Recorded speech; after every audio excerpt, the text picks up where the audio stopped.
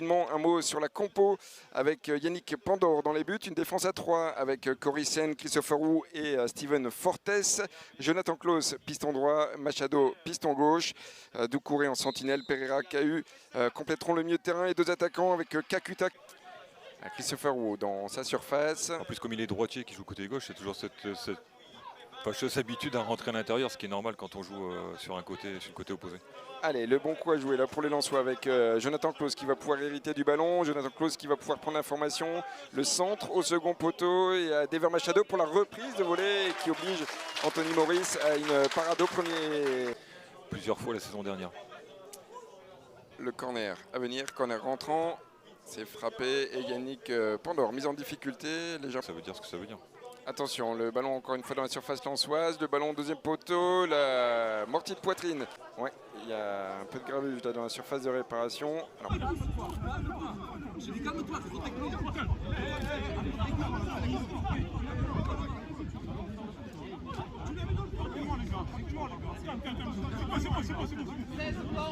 Pas de match amical contre les Belges. Alors ça a toujours existé comme ça. Être rappelé, il y a Yannick Cahuzac qui est dans les parages, tout simplement parce qu'il est capitaine. Et voilà, ce sera 2 cartons jaunes distribués, concentrés sur le coup franc à venir, soit une trajectoire rentrante. Ça sera le cas avec Jonathan Claus au premier poteau et l'arrêt de Maurice, un arrêt réflexe par Claus. On combine, Gaël Kakuta à son pied gauche, le centre au deuxième poteau et la prise de balle impeccable d'Anthony Maurice dont on parlait il y a quelques instants. Voilà, il y a encore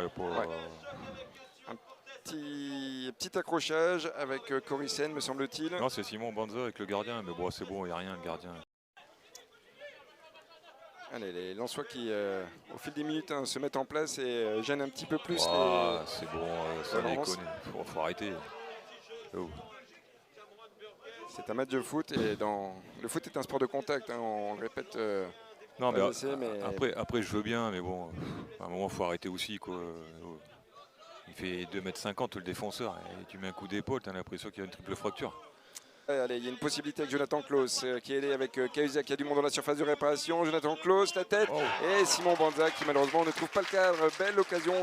De l'attaquer et de bien la se matcher. Bon, en tout cas, c'est une belle action encore, mais encore une fois, côté droit par Jonathan Claus. Le foot, le contre, on a failli être surpris nous aussi. Il arrive à trouver un soutien.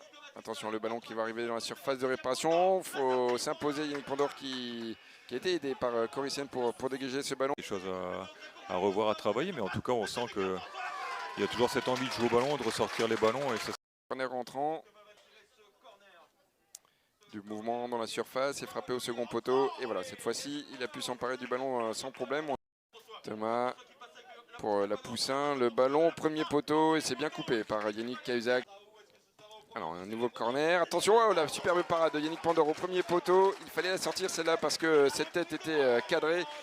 Tout de suite compris qu'au niveau de l'expérience et au niveau de l'aventure humaine à vivre, eh bien, ce serait super important. La tête de Undav qui heureusement passe encore une fois à côté. Attention, seconde période, on l'a dit, hein, il y aura beaucoup de changements. Cheikh Doucouré finalement dans Pereira Costa. Oui, c'est bien joué. Qui a réussi à jouer vers l'avant. Cahuzac qui va pouvoir écarter. Jonathan Claus, le centre au premier poteau. Et encore une fois, devancé par Burgess. Nielsen ou Thomas. Ce sera Thomas, le ballon qui est passé assez largement au-dessus. Pêchement promu en D1. Alors que cela faisait 48 ans qu'il n'avait pas joué dans l'élite. Attention, Steven Fortes, là c'est un peu confus, le ballon en retrait, la frappe et voilà l'ouverture du score marquée par Thomas sur bien cette incompréhension, cette confusion dans la surface, un ballon mis en retrait et Thomas qui a pu bien ajuster sa frappe. Eux qui sont allés chercher le contrat, c'est pas le contrat qui était là eux.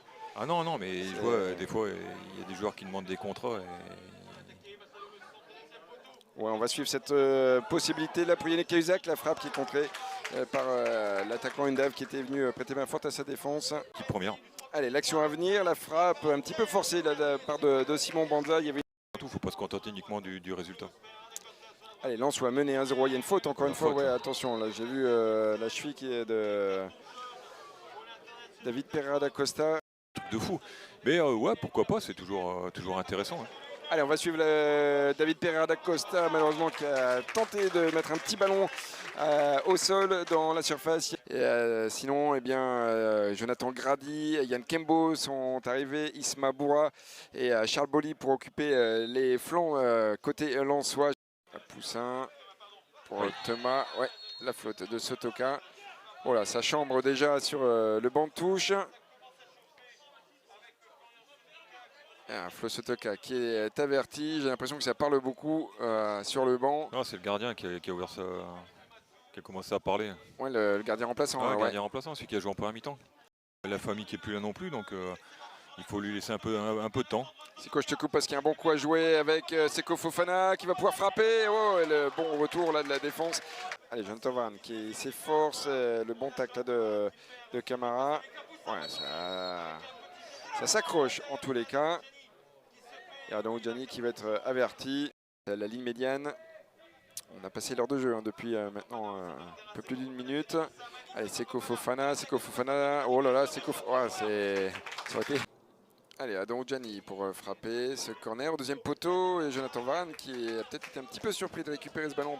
Charles qui se tient la cuisse droite. C'est l'ischio, je pense. Hein. Ouais. Non, le mollet. Pour le haut du mollet, c'est derrière le genou en tous les cas. On voit Eric Furmaniac qui est aux affaires. On a l'air content. Ouais. C'est jamais, il n'y a jamais de bonne période pour se blesser. Il ne sortit rien, mais bon, après, il a été présent, il a fait son match. Et Valentino Le Sieur, donc, qui va donc, entrer et prendre place dans les cages dansoises. Tout juste 18 ans. Allez, le bon ballon là pour Flo Sotoka qui a pris l'information. Bon, il y avait de l'idée.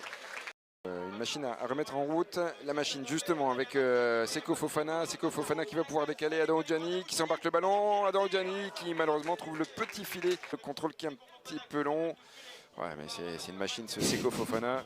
Il a réussi au milieu de trois Belges à conserver ce ballon. Allez, le bon centre et le dégagement au point du...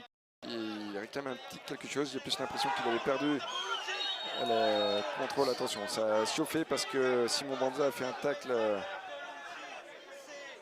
Alors, il n'a pas touché le joueur, mais c'est vrai que l'intention était... il n'a pas touché, mais bon, il a déjà un jaune. Il devrait faire attention, Simon. C'est vrai que ça peut influencer un petit peu les décisions arbitrales quand il y a un doute. Il faut qu'ils arrêtent de râler un petit peu. Le rouge pour qui? Pour Jonathan Grady. Oh, c'est n'importe quoi. Alors là, c'est incompréhensible parce qu'il y a un contact. C'est ridicule. Dis qu'on dit s'il y a eu un rouge aussi pour avec Jonathan Klaus. Oui, l'ouverture. Non, j'ai cru que Florian Sotoka allait bien ouvrir son compteur